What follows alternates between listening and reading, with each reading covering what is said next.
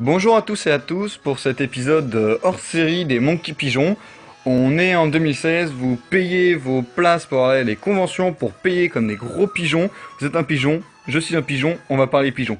Donc c'est un petit épisode hors série spécial concernant les achats que j'ai fait à la Paris Comics Expo et un petit peu de je me la pète, de dédicace, tout ça. Donc on va regarder et je vais vous montrer tout ça ensuite.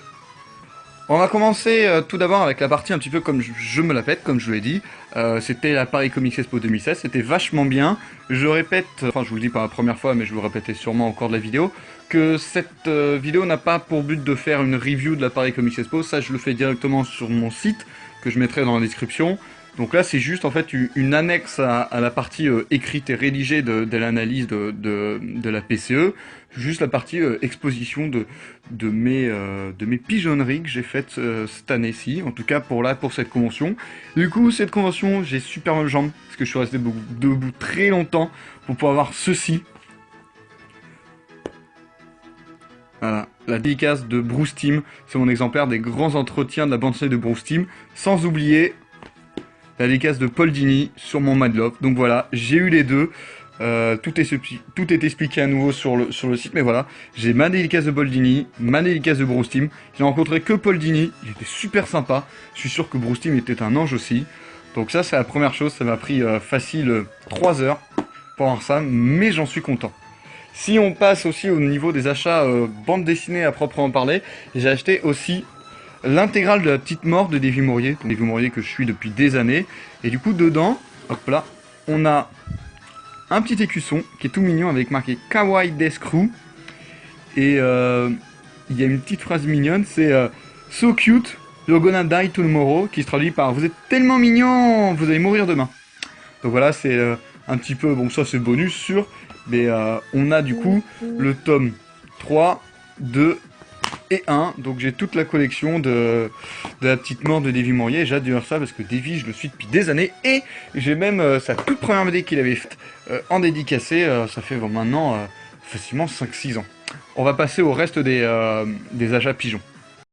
Le premier vrai achat pigeon finalement, c'est des Funko Pop, et oui, encore, parce que c'était pas assez.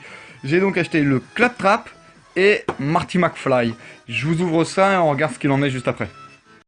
Alors donc voilà, donc je m'excuse à nouveau pour la mise au point. Bon là ça a l'air d'aller, mais je peux pas faire mieux que ça et je m'en excuse. Oh, excusez-moi, petite pub, merci. Donc on a le petit Claptrap en jaune, qui est classe avec les petites ailettes, là où il sort les bras. Et pour tenir en fait, la partie de la roue en fait est plate. Donc du coup, si c'est stable, ça tient. Elle est pas bien grande par contre, quoi qu'elle fait presque la taille de mon Marty. Et le Marty McFly, donc c'est Retour au futur, c'est le meilleur film de l'humanité.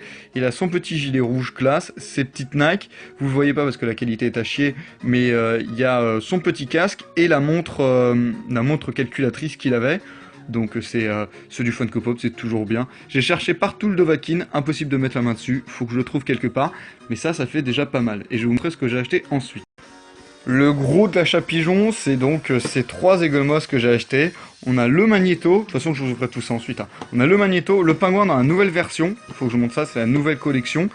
Et le double face qui a trop la classe. Donc je vous ouvre tout et je vous montre ce que ça donne. Alors donc, on a toujours les fascicules. Par contre, pour les nouvelles versions donc des DC, les fascicules sont beaucoup tout petits. Normalement, ils sont de cette taille-ci, pardon. De cette taille-ci. Et maintenant, ils font cette taille-là. Donc bon, j'ai un peu l'impression de me faire avoir quand même, mais bon.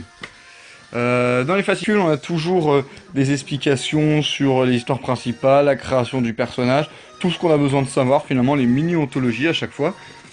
Et là, c'est la même chose, du coup, en format plus petit, mais ça reprend la même chose. Bon, là, par contre, ces deux-là sont en anglais. Ça, c'est pas gênant, je vais les lire quand même. Et en figurine en elle-même, donc on a le pingouin. Donc excusez-moi pour la mise au point, je peux pas faire grand chose, je m'en excuse.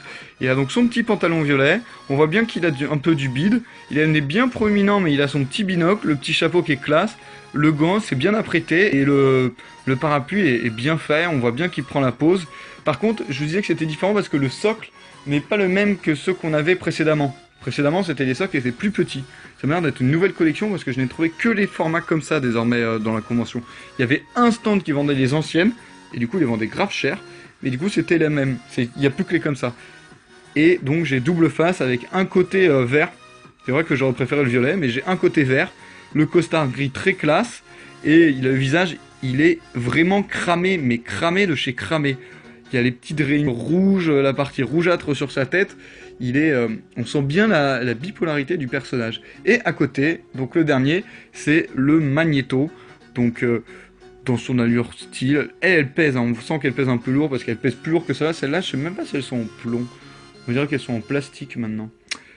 Non, parce qu'il tient sa cape avec style, la bonne cape violette. Il a les yeux gris presque maléfiques. Il a la main, la poigne, un peu la Dark Vador. Et ça fait la classe. Donc voilà un peu ce que j'ai. Je propose d'installer tout ça dans la bibliothèque et je vous montre ce que ça donne pour le final finalement. Le final finalement. Pas mal Captain Obvious. Pour le final. Donc je vous ai installé le Magneto à côté des autres mutants. C'est vrai que j'ai un peu une partie mutante et une partie un petit peu lambda. J'en ai d'autres qui doivent arriver de toute façon. Donc la partie mutante ça commence à faire pas mal. Je vais commencer à manquer de place même. Et à côté j'ai mis le Claptrap avec le petit Marty qui se lie bien avec toutes les Eagle Moss. Bon, j'ai la suite qui est là avec les spéciales Dragon Ball, mais du coup, voilà, ça commence à faire pas mal et je suis content de mes achats. J'ai pas pu trouver le Dovahkiin, mais je le trouverai autrement. Je voulais des sachets pour les BD, mais je les trouverai autrement. C'était une bonne convention. Je vous laisse le lien dans la vidéo de mon article, que vous puissiez les regarder, puisque c'est un traitement lié. Et en tout cas, moi je vous dis jusque-là, consommez bien. Salut!